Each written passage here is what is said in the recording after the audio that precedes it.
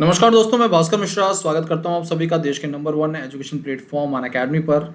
मेरे प्यारे दोस्तों, आपके सामने टॉप एडुकेटेड टॉप बैचेस के बारे में जानकारी दी गई है जो कि 29 सितंबर से शुरू हो चुके हैं। इन सभी बैचेस के साथ अपने आप को एनरोल करिए और बनिए अनअकैडमी का हिस्सा। इन बैचेस के साथ जुड़कर आप अपने एग्जाम की तैयारी कर सकते हैं। आपके एग्जाम के नज़रिए से बहुत ही ज़्यादा इंपॉर्टेंट बैचेस हैं दोस्तों। हम प्रोवाइड करते हैं आपको देश का बेस्ट प्लेटफॉर्म बैंकिंग प्रिपरेशन के लिए। 30+ बैचेस, अनलिमिटेड एक्सेस मिलता है इन बैचेस का आपको। ये हर महीने आते हैं मेरे दोस्तों। 20 आवर से ऊपर का रिकॉर्डेड कंटेंट हर आवर में आपके लिए यहाँ पर अपलोड होता है। 70+ एडुकेटर्स, 40,000 आवर से ऊपर का रिकॉर्डेड कंटेंट, 20,000 से ऊपर प्रैक्टिस क्वेश्चंस और 98% ट्रस्टेड बैंकिंग एस्पायरेंट्स। ये सारी खासियत है इस प्लेटफॉर्म की। इतनी सारी चीज़ें आपको एक सिंगल प्लेटफॉर्म पे मिल रही हैं, तो क्या सोच रहे हैं? फटाफट जुड़िए अनअकैडमी के साथ दोस्तों और तैयारी को शुरू कर दीजिए अभी से ही। Ranveer advance practice batch SBI clerk mains के लिए जो चल रहा था मेरे दोस्तों, ये आगे एक्सटेंड किया गया है। आपके आईबीपीएस आरआरबी क्लर्क मेंस के लिए भी काफ़ी इंपॉर्टेंट है, साथ साथ में एसबीआई पीयू एग्जाम के लिए भी। Complete learning batch IBPS clerk और आईबीपीएस आरआरबी क्लर्क मेंस के लिए भी काफ़ी इंपॉर्टेंट है, जो कि 29 सितंबर से शुरू कर दिया गया आप लोगों के लिए। मैं जनरल अवेयरनेस आपके लिए सुबह 10:30 बजे लाता हूँ दोस्तों। बाकी फैकल्टीज़, बाकी टॉप एडुकेटर्स भी इस बैच में जुड़े हुए हैं मेरे दोस्तों। आप सभी के साथ जुड़कर अपनी एग्जाम की तैयारी को शुरू कर सकते हैं। सर पढ़ाएंगे आपको मैथ्स, रीजनिंग, इंग्लिश और मैथ, ये जनरल अवेयरनेस। तो ये सभी बैचेस मेरे दोस्तों आपके लिए बहुत काम के हैं। स्ट्रॉन्ग लाइनअप ऑफ बैचेस हैं हर एग्जाम के नज़रिए से। Basic foundation batch, practice batch, Ranveer advance practice batch, NICL, target LIC, target SBI clerk, SBI PO, सभी बैचेस आपके लिए लाइनअप हैं इस समय। और ये सारे बैचेस को आप एक्सेस कर सकते हैं एक सिंगल सब्सक्रिप्शन की मदद से। मेरे दोस्तों, ask a doubt bye Unacademy एक इनिशिएटिव है जिसकी मदद से अपने डाउट्स को क्लियर कर सकते हैं अनअकैडमी के साथ जुड़कर मेरे दोस्तों, वो भी तुरंत। कैसे इस्तेमाल करना है? जाना है आपको एप्लीकेशन पर, डाउट इन सॉल्यूशन पर क्लिक करना है, आस्क ए डाउट पर क्लिक करिए। इमेज जो है क्वेश्चन की मेरे दोस्तों, उसे हाईलाइट करिए, क्रॉप करिए और सब्जेक्ट चूज करिए जो क्वेश्चन आपके जिस सब्जेक्ट के अंतर्गत आता है। इसके बाद मेरे दोस्तों आपको सॉल्यूशन इसका तुरंत मिल जाएगा। बैंक कॉम्बैट मेरे दोस्तों हर संडे को सुबह 10 बजे आता है आपके लिए अनअकैडमी एप्लीकेशन पर। खासकर एंड्रॉयड एप्लीकेशन की जब बात करें, जो एंड्रॉयड फ़ोन है मेरे दोस्तों, वही बच्चे इस कॉम्बैट को पार्टिसिपेट कर सकते हैं। लेकिन इस कॉम्बैट में अपने आप को एनरोल करने के लिए दोस्तों आपको एक कोड यूज़ करना होता है और वो कोड है मिश्रा 10। इस कोड का इस्तेमाल करिए हर संडे सुबह 10 बजे। इस कॉम्बैट में मेरे दोस्तों 36 क्वेश्चन होंगे, 50 मिनट का कॉम्बैट होगा आपका। 1 करोड़ प्लस का स्कॉलरशिप पूल है। कैसे? 1 से 3 के जो भी रैंकर होंगे उनके लिए सब्सक्रिप्शन एकदम फ्री। 4 से 10 75%, 11 से 50 50%, 51 to 5 25% और 501 से लेकर 1000 तक के रैंक वाले बच्चों के लिए 20% स्कॉलरशिप है। मेरे दोस्तों, ये कॉम्बैट आपको टेस्ट करता है। आप अपने आप को टेस्ट कर सकते हैं, जज कर सकते हैं कहाँ स्टैंड कर रहे हैं, तैयारी कैसे चल रही है और साथ साथ में पा सकते हैं अनअकैडमी से जुड़ने का तूफानी मौका। तो जुड़िए फटाफट। आपके लिए सबसे बेहतरीन ऑफर चल रहा है बैंक और SSC का कॉम्बो। ये 7,999 का 1 ईयर का सब्सक्रिप्शन दोस्तों, और इस सब्सक्रिप्शन में मिलता है आपको 6 मंथ एडिशनल बेनिफिट। 6 महीने बैंकिंग के लिए और 6 महीने SSC के लिए मेरे दोस्तों आपको ये सब्सक्रिप्शन अलग से बेनिफिट प्रोवाइड करता है। 2 ईयर का सब्सक्रिप्शन मात्र 9,999 का है। कोड यूज़ करिए मिश्रा 10, जिसकी मदद से आप पा सकते हैं एक्स्ट्रा 10% डिस्काउंट। बैंक सेक्टर की जब बात करते हैं, रिजर्व बैंक ऑफ इंडिया और नाबार्ड जैसे बड़े बैंकों में हर कोई जाना चाहता है, जॉब पाना चाहता है, और इसके लिए आपके लिए बैचेस शुरू किए गए हैं अनअकैडमी पर। किसी और प्लेटफॉर्म पर आपको ये बैचेस नहीं मिलेंगे। जुड़िए अनअकैडमी के साथ, पाइए 6 मंथ 1 ईयर 2 ईयर का कोर्स। कोड यूज़ रखिए मिश्रा 10। आपके लिए स्पेशल क्लासेस की जब बात करें तो डेली करंट अफेयर का सेशन मॉर्निंग में 8 बजे मैं लाता हूँ आपके लिए दोस्तों अनअकैडमी एप्लीकेशन पर। नाम सर्च करिए अनअकैडमी एप्लीकेशन पर, भास्कर.प्रताप, फॉलो करिए, पाइए नोटिफिकेशन सभी स्पेशल क्लासेस और प्लस क्लासेस की। कोड यूज़ करिए किसी भी सब्सक्रिप्शन के लिए मिश्रा 10। रात को 10:30 बजे अपने आप को टेस्ट करने के लिए जरूर जुड़िए मेरे साथ मेरे दोस्तों मॉक टेस्ट में। ये mock test 6 month current affair पर बेस्ड होता है। जानदार ज़बरदस्त एक्सप्लेनेशन मिलेंगे आपको यहाँ पर, साथ साथ में ढेर सारी नॉलेज। जुड़कर देखिए, दिल खुश हो जाएगा। आपको इस प्लेटफॉर्म पर क्या मिलेगा? Daily live classes, structured courses, live test and quizzes, unlimited access, सब। 24 मंथ का subscription 7800, 10% discount after using Mishra 10 code. 1 year subscription 6500, 10% का डिस्काउंट जब आप मिश्रा 10 का कोड इस्तेमाल करेंगे। Report and win initiative Unacademy का एक इनिशिएटिव है जहां पर आप किसी भी इनअप्रोप्रिएट वीडियो को रिपोर्ट कर सकते हैं और पा सकते हैं एक्साइटिंग प्राइजेस। तो इसका भी इस्तेमाल करिए। शुरू करते हैं सेशन को, देखते हैं पहला सवाल आपके लिए यहाँ पर क्या रखा गया है। तो मेरे दोस्तों 10 अक्टूबर आज दिन है। स्वागत है आप सभी का। पहला सवाल आपके लिए है WHO, जो कि इस पूरे 1.5-2 वर्षों में खूब चर्चाओं में रही। कारण क्या? कोविड-19 और कोविड-19 से जुड़े हुए जो भी इनिशिएटिव्स जिसमें वो पास हुई, फेल हुई, कई बार काफ़ी क्रिटिसाइज किया गया, कई बार सराहनीय काम भी किए। चीफ साइंटिस्ट कौन है WHO में? जवाब देना है आपको। WHO में चीफ साइंटिस्ट के पद पर कौन विराजमान है? तो मेरे दोस्तों एक नाम जो आप सुनते हैं, नाम है सौम्या स्वामीनाथन। सौम्या स्वामीनाथन की जब बात होती है मेरे दोस्तों, तो ये डॉटर ऑफ MS स्वामीनाथन, यानी कि MS स्वामीनाथन बहुत जाने माने agriculture expert, agriculture scientist. World food prize से विश्व में पहली बार जिनको सम्मानित किया वो स्वामीनाथन साहब ही हैं। भारत में ग्रीन रेवोल्यूशन के जनक बोले जाते हैं। इनकी बेटियां हैं सौम्या स्वामीनाथन। ये वर्ल्ड हेल्थ ऑर्गेनाइजेशन में मेरे दोस्तों WHO में चीफ साइंटिस्ट के पद पर हैं। बाकी ऑप्शन भी काम के हैं। स्वामीनाथन जी के बारे में आपको सारी जानकारी दे चुका हूँ। VK पॉल हेल्थ सेक्टर से आते हैं नीति आयोग में। GC मुर्मू कैग हैं, कॉम्प्ट्रोलर एंड ऑडिटर जनरल, देश के 14वें कैग, 14th कैग यही हैं। हर्षवर्धन श्रृंगला की जब बात करते हैं तो फॉरेन सेक्रेटरी हैं, और एक हर्षवर्धन जो कि फॉर्मर हेल्थ मिनिस्टर। अगला सवाल आपके सामने है। 228 वर्षों के इतिहास में पहली बार विश्व के सबसे बड़े 8 म्यूजियम में मेरे दोस्तों, विश्व के सबसे बड़े 8 म्यूजियम में किसी महिला को प्रेसिडेंट के तौर पर नियुक्त किया गया है। नाम क्या है उनका, आपको ये जानकारी देनी है। पहली चीज़ तो उस म्यूज़ियम का नाम क्या है। उस म्यूज़ियम का नाम है मेरे दोस्तों लॉवर। ये कहाँ पर है? ये मेरे दोस्तों पेरिस में है। कहाँ पर है? पेरिस में। याद रखिएगा कहाँ पर है दोस्तों, पेरिस में। एग्जाम में पूछा जा सकता है। कितना पुराना है? 228 वर्ष। पहली बार महिला की नियुक्ति हुई है प्रेसिडेंट के तौर पर। नाम क्या है? Lawrence Dicars. Lawrence Dicars is the right answer. यहाँ पर बाकी दूसरे कुछ नाम हैं, उन पर भी ध्यान दीजिए। ऑड्रे अजौले, ये यूनेस्को की डायरेक्टर जनरल है। यूनेस्को जो कि मेरे दोस्तों हेडक्वार्टर्ड है पेरिस में, और इसी के द्वारा अभी देश में 40th वर्ल्ड हेरिटेज साइट के तौर पर धोलावीरा को चुना गया है। याद रखिएगा एग्जाम में ये भी सवाल बना सकता है। धोलावीरा ये रन ऑफ कच्छ में आता है, साथ साथ में हड़प्पा सिटी है, ऐतिहासिक नज़रिए से इम्पोर्टेंट है, और इसीलिए इसे विश्व विरासत स्थल की सूची में शामिल किया गया है भारत से। कमला हैरिस फर्स्ट वाइस प्रेसिडेंट, वो भी फीमेल वाइस प्रेसिडेंट मेरे दोस्तों अमेरिका की। एशले बार्टी ऑस्ट्रेलिया की जानी मानी टेनिस खिलाड़ी हैं, और हाल में ही मेरे दोस्तों ग्रैंड स्लैम भी जीता है। अगला सवाल, निम्नलिखित में से वो कौन है जो कि रिजर्व बैंक ऑफ इंडिया के सबसे नए नवेले डेप्यूटी गवर्नर है? सबसे नए नवेले डेप्यूटी गवर्नर की जब चर्चाएं होती हैं उनका नाम है, चौथा ऑप्शन। बाकी नाम भी काम के हैं, उनके बारे में थोड़ी थोड़ी बातें मैं आपको बता देता हूँ। मृदुल सागर, ये रिजर्व बैंक ऑफ इंडिया में एग्जीक्यूटिव डायरेक्टर के पोस्ट पे हैं, और MPC यानी कि मॉनेटरी पॉलिसी कमेटी में भी शामिल हैं। PK Mohanty private bank reform sector से जुड़ी हुई कमेटी के हेड रह चुके हैं। M Rajeshwar Rao reserve bank of India में डेप्यूटी गवर्नर के पद पर हैं। S जगदीशन SDFC के CEO हैं। आदित्य पुरी के हटने के बाद यही CEO का पद संभाल रहे हैं। अगला सवाल आपके सामने मेरे दोस्तों, आपको बताना है देश की सबसे पुरानी पैरामिलिट्री फोर्स असम राइफल्स की जब बात करते हैं तो 21वें डायरेक्टर जनरल किसको चुना गया है?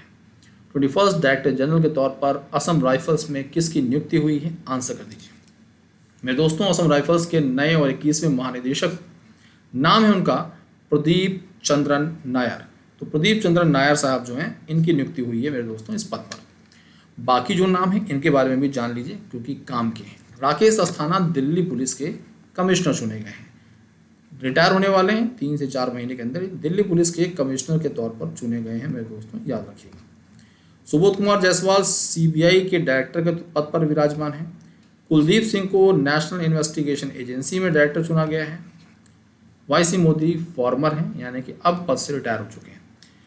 चलते हैं अगले सवाल पर, देखते हैं अगला सवाल क्या है। निम्नलिखित में से वो कौन है जिनको अटल इनोवेशन मिशन में नए मिशन डायरेक्टर के तौर पर नियुक्ति की मिली है?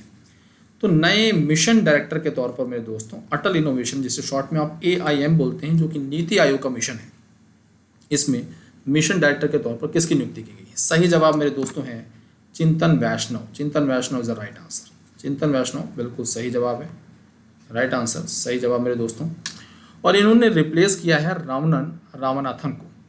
अगला सवाल आपसे पूछा जा सकता है अरुण सिंघल के बारे में। सिंघल साहब फसाई नाम की संस्था है जो कि फूड सेफ्टी सिक्योरिटी से संबंधित है। फसाई इसमें सीईओ के पद पर है, ये एग्जाम में पूछा जा सकता है।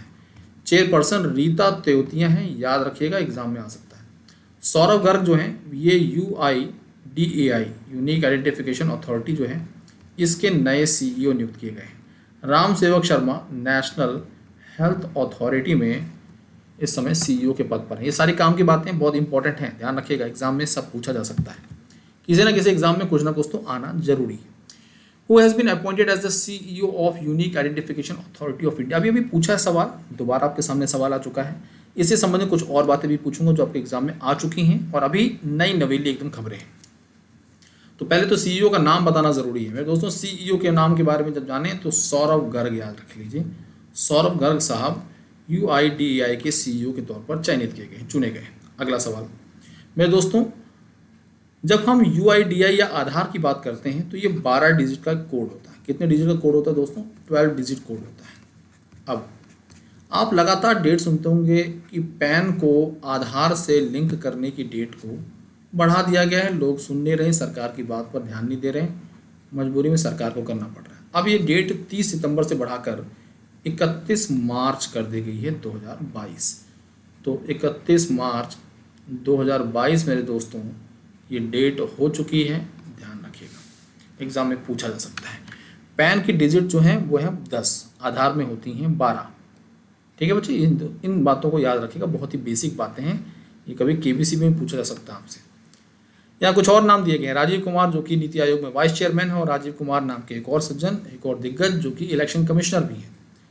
राम सेवक शर्मा के बारे में जानकारी दे चुका हूँ, नेशनल हेल्थ अथॉरिटी में सीईओ के पद पर है। अगला सवाल, देश की एक संस्था इसका नाम है बॉर्डर रोड ऑर्गेनाइजेशन BRO। इसकी स्थापना हमारे देश के प्रथम प्रधानमंत्री जवाहरलाल नेहरू द्वारा 1960 में की गई थी, 1960 में। तो मेरे दोस्तों BRO द्वारा 1960 में 1960 में इसकी स्थापना की गई थी, 1960 में, याद रखिएगा। 61वां वर्ष पूरा किया है इस बार।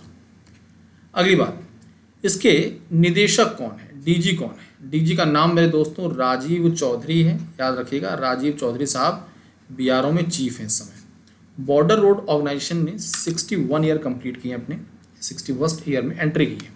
आपकी जानकारी के लिए बता दें, इसका पहला जो प्रोजेक्ट था उसका नाम था दंतक, जो कि भूटान में शुरू किया गया था, और एग्जाम में पूछा जा सकता है, साथ साथ में KBC में पूछा जा सकता है। बाकी नाम भी काम के हैं, चलते हैं उनके बारे में जान लेते हैं। SS देशवाल जो कि ITBP के पूर्व चेयरमैन, पूर्व DG, इस समय मेरे दोस्तों बदल चुके हैं। नाम क्या है जानना जरूरी है, कमेंट बॉक्स में जरूर बताइएगा कौन है वो। अरुण कुमार मिश्रा मेरे दोस्तों NHRC यानी कि नेशनल ह्यूमन राइट कमीशन में इस समय चेयरमैन के पद पर हैं। AP Maheshwari farmer CRPF chief रह चुके हैं। अगला सवाल, बशर अल असद की जब चर्चाएं होती हैं, बशर अल असद दोस्तों इनको फिर से चुना गया है, री इलेक्ट किया गया है प्रेसिडेंट के तौर पर। चौथा टर्म इनका शुरू हुआ है किस कंट्री में? बहुत सारे बच्चे ईरान जवाब देंगे, बहुत सारे बच्चे यमन या कुछ और बताएंगे, लेबनान बताएंगे, लेकिन सही जवाब है मेरे दोस्तों सीरिया। सीरिया एकदम सही आंसर है। सीरिया की कैपिटल सिटी दमस्क। इसके अलावा करेंसी यहाँ पर है सीरियन पाउंड, याद रखिएगा, सीरियन पाउंड यहाँ की करेंसी है। मेरे प्यारे दोस्तों, सीरिया गृह युद्ध से जूझ रहा है। IS इसका भी एक गढ़ रह चुका है, और इसी के नाम पर, सीरिया के नाम पर इस ISIS का नाम भी है, Islamic state of Iraq and Syria. अगला सवाल, BSF में नए DG के पद पर किसको नियुक्त किया गया है? मेरे दोस्तों ये सेशन एक तरह से देखा जाए तो अपॉइंटमेंट से जुड़े हुए कुछ सवाल मैंने आपके सामने रखे हैं जो कि नए हैं।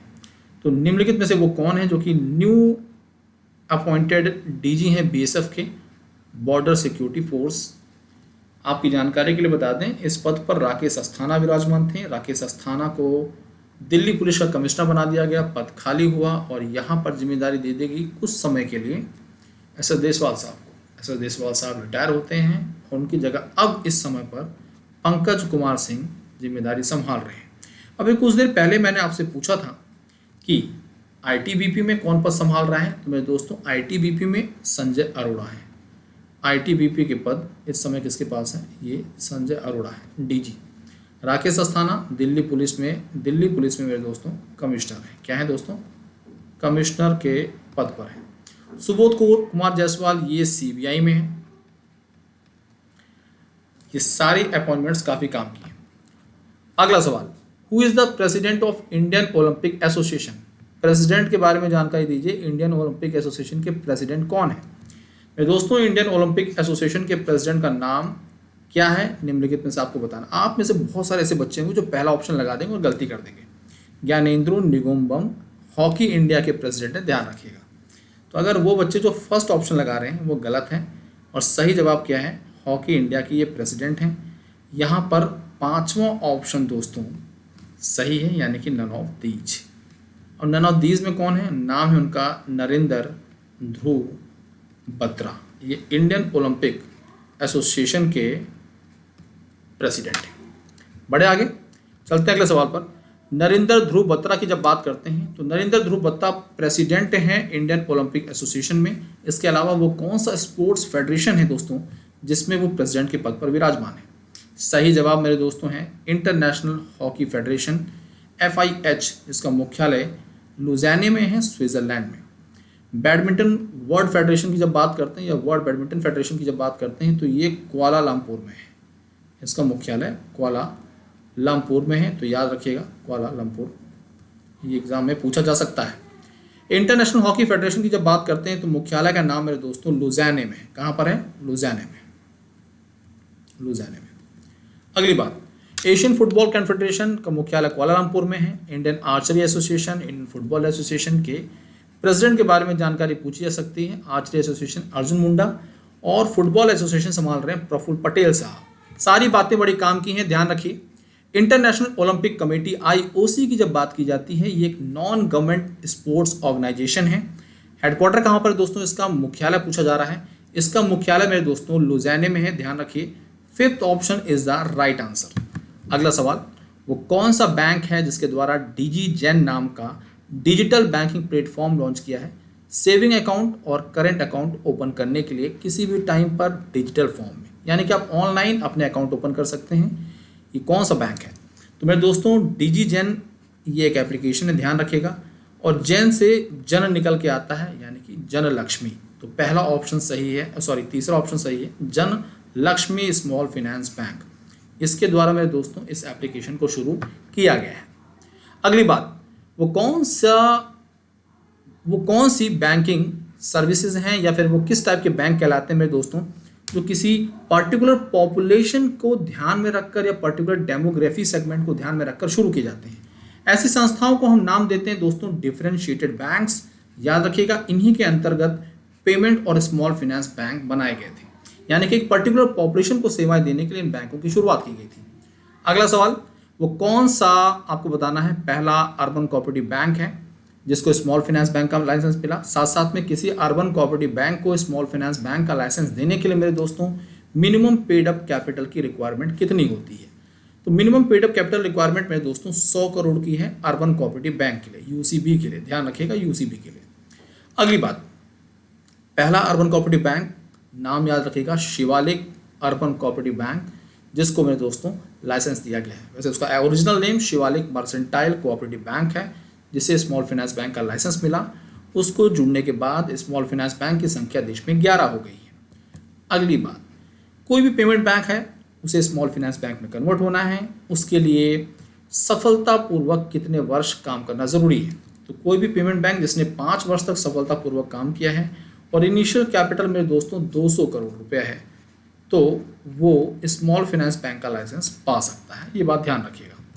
अगली बात, minimum paid up capital requirement for small finance bank, उसको बढ़ा दिया गया है। यानी कि कोई भी नई एंटिटी स्मॉल फाइनेंस बैंक का लाइसेंस लेना चाहती है तो उसके लिए पहले और अब क्या क्राइटेरिया है? तो उस लिमिट को मेरे दोस्तों 100 करोड़ से बढ़ाकर 200 करोड़ कर दिया गया है और ये बड़ी काम की बात है, एग्जाम के नज़रिए से ध्यान रखिएगा। अगला सवाल, United Nation World Food Programme, जिसे 2020 में नोबेल पीस प्राइज से सम्मानित किया गया, इसने किस राज्य के साथ एक टाई अप किया है, पार्टनरशिप की है महिलाओं के एम्पावरमेंट और उनके वेलबींग के लिए सेल्फ हेल्प ग्रुप के माध्यम से? तो मेरे दोस्तों सेल्फ हेल्प ग्रुप के माध्यम से महिलाओं को एम्पावर करने के लिए, उनको सपोर्ट करने के लिए United Nation World Food Programme द्वारा किस स्टेट ने एक तरह से टाई अप किया है? तो सही जवाब है Orissa. Orissa is the right answer. Orissa is the right answer. ऐसे एक और सवाल है, United Nation World Food Programme, और वो कौन सा स्टेट है जिसने पब्लिक डिस्ट्रीब्यूशन सिस्टम को इम्प्रूव करने के लिए टाई अप किया है? तो वो है राजस्थान, याद रखिएगा। उस बैंक के बारे में जानकारी दीजिए जिसने Arogyam health care business loan launch किया है। ये मेरे दोस्तों जो लोन है ये लॉन्च किया गया है स्टेट बैंक ऑफ इंडिया द्वारा, और ये आपके एग्जाम में सवाल पूछा जा सकता है, ध्यान रखिएगा। एक और सवाल जो बहुत काम का है, निम्नलिखित में से वो कौन सा देश है मेरे दोस्तों जिसे हाल में ग्रे लिस्ट में जोड़ा नहीं गया है? वैसे वो ऑलरेडी ग्रे लिस्ट में जुड़ा हुआ है। ग्रे लिस्ट का मतलब होता है जिस पर FATF की पैनी नज़र है। FATF कौन है? फिनेंशियल एक्शन टास्क फोर्स, एक ऐसा संस्था जो कि एंटी मनी लॉन्ड्रिंग और टेरर फिनेंसिंग पर ध्यान देता है कि कौन कौन से देश में इस टाइप के पैसे का इस्तेमाल इन गलत कामों में हो रहा है। तो FATF का मुख्यालय पेरिस में है, और इसके द्वारा भी हाल में ही माल्टा, हैती, फिलीपींस और साउथ सूडान को शामिल किया गया है। पाकिस्तान तो ऑलरेडी ग्रे लिस्ट में शामिल है। ठीक है दोस्तों, FATF में टोटल नंबर ऑफ मेंबर 39 है, और सऊदी अरब इकलौता अरब कंट्री है जो कि इसका मेंबर है। एक और सवाल, as per word giving index, यानी कि दान के मामले में, है ना, कृतार्थ के मामले में, धर्मार्थ के मामले में भारत की रैंकिंग क्या है? एक इंडेक्स आता है वर्ड गिविंग इंडेक्स 2021। भारत की रैंकिंग मेरे दोस्तों इसमें 14वें पायदान पर है, 14th नंबर पर इंडिया की रैंकिंग है, 14वें नंबर पर, ध्यान रखिएगा। अगली बात, वर्ल्ड गिविंग इंडेक्स में इंडिया की रैंकिंग 14 नंबर पर है। नंबर 1 पर कोई पूछे तो आप बोलेंगे इंडोनेशिया। नंबर 1 पर मेरे दोस्तों इंडोनेशिया है, दूसरे पर नाइजीरिया है, और तीसरे पर मेरे दोस्तों म्यांमार है। ये वो कंट्री हैं जो कि गिविंग इंडेक्स में टॉप पर है। बाकी रैंकिंग पर ध्यान दीजिए। 94 हंगर इंडेक्स है, भारत 94 पायदान पर है हंगर इंडेक्स में। ह्यूमन डेवलपमेंट इंडेक्स में 130 फर्स्ट नंबर पर है। 139 में मेरे दोस्तों हैप्पीनेस में है, हैप्पीनेस में। और 140 की जब बात करते हैं तो जेंडर गैप में, जेंडर गैप में। तो ये इंडेक्सेस ध्यान रखें, एग्जाम में 1 से 2 सवाल जरूर पूछा। अभी RRB PO मेंस में स्टार्टअप ब्लिंक इंडेक्स के बारे में पूछा गया था, जिसमें भारत की रैंकिंग 20वें नंबर पर है। 5th edition of largest digital and startup events of Europe, नाम है उसका विवाटेक। ये विवाटेक जो है मेरे दोस्तों, ये स्टार्टअप से संबंधित और डिजिटल प्लेटफॉर्म से संबंधित एक बहुत बड़ा मंच है, हर वर्ष होता है। आपको बताना है इसका जो 5वां एडिशन है वो कौन से शहर में हुआ है? सही जवाब है दोस्तों पेरिस, याद रखिए, पेरिस में इस आयोजन को किया गया है। सेशन कैसा लगा? अच्छा लगा तो ज़रूर सेशन को लाइक करिए दोस्तों, कमेंट में बताइए, दोस्तों को शेयर करिए, और चैनल को सब्सक्राइब नहीं किया तो फटाफट सब्सक्राइब करिए। मेरे प्यारे दोस्तों, हमारा उद्देश्य एक ही है, best content best knowledge selection का वादा। तो लेट्स क्रैक इट के साथ में जुड़िए अनअकैडमी पर। और मेरे दोस्तों आज के लिए इतने काफ़ी, धन्यवाद, बाय, टेक केयर, जय हिंद, जय भारत, थैंक यू।